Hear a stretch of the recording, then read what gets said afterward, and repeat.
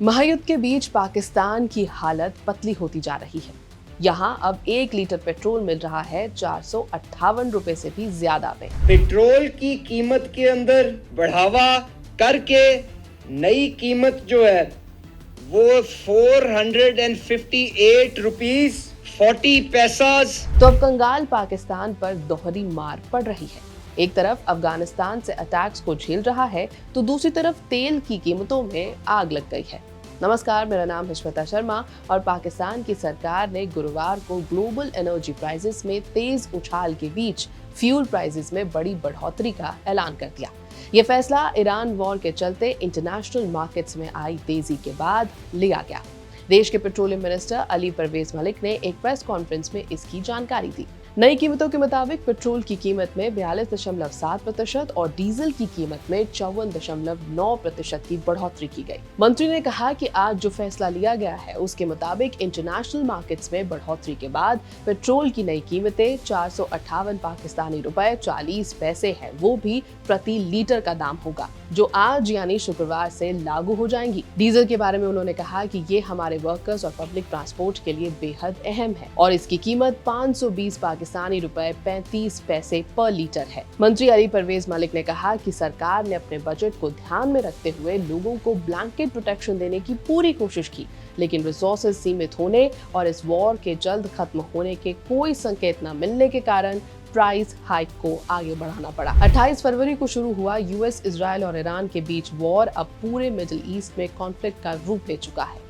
Iranian retaliatory strikes ने gulf के कई इलाकों को निशाना बनाया है और स्ट्रेट ऑफ हॉर्मुज़ में शिपिंग लगभग ठप हो गई है। ये अहम वाटरवे सामान्य तौर पर दुनिया की तकरीबन 20% एनर्जी सप्लाई के लिए जिम्मेदार है, जिसमें एक बड़ा हिस्सा एशिया की ओर आता है। पाकिस्तान इसी वजह से ऑयल और गैस इंपोर्ट्स पर काफी निर्भर है और इससे पहले 6 मार्च को भी फ्यूल प्राइसेस में तकरीबन 20% की बढ़ोतरी की जा चुकी थी, जो वॉर शुरू होने के तकरीबन 1 हफ्ते बाद हुई थी। सरकार ने फ्यूल बचाने के लिए कई ऑस्टेरिटी मेजर्स भी लागू किए थे। इनमें सरकारी ऑफिसेज के लिए 4-डे वर्क वीक, स्कूलों की छुट्टियां बढ़ाना और कुछ क्लासेस को ऑनलाइन शिफ्ट करना शामिल है। दूसरी तरफ अफगानिस्तान की सेना ने पाकिस्तान अफगानिस्तान सीमा पर स्थित डुरंड लाइन को पार करते हुए खोस्त खुर्रम बॉर्डर के पास पाकिस्तानी सैन्य ठिकानों पर बड़ा हमला कर दिया।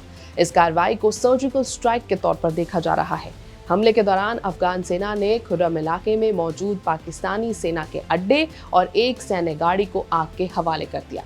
इसके साथ ही कई और सैन्य ठिकानों को भी निशाना बनाया गया। सूत्रों के मुताबिक अफगान सेना की तरफ से आर्टिलरी और टैंक्स के जरिए लगातार हमले किए जा रहे हैं। सीमा पर देर रात तक गोलीबारी जारी रही, जिससे इलाके में तनाव और भी ज्यादा बढ़ गया। आपको बता दें कि रात तकरीबन 12:30 बजे इस सर्जिकल स्ट्राइक में पाकिस्तान के 3 सैनिकों की मौत हो चुकी है, जबकि 12 अन्य घायल बताए जा रहे हैं।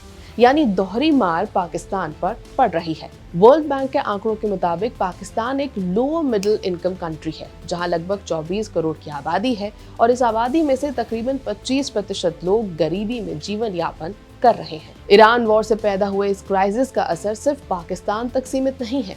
एशिया के कई देशों ने फ्यूल प्राइसेस बढ़ाए हैं या अन्य कदम उठाए हैं।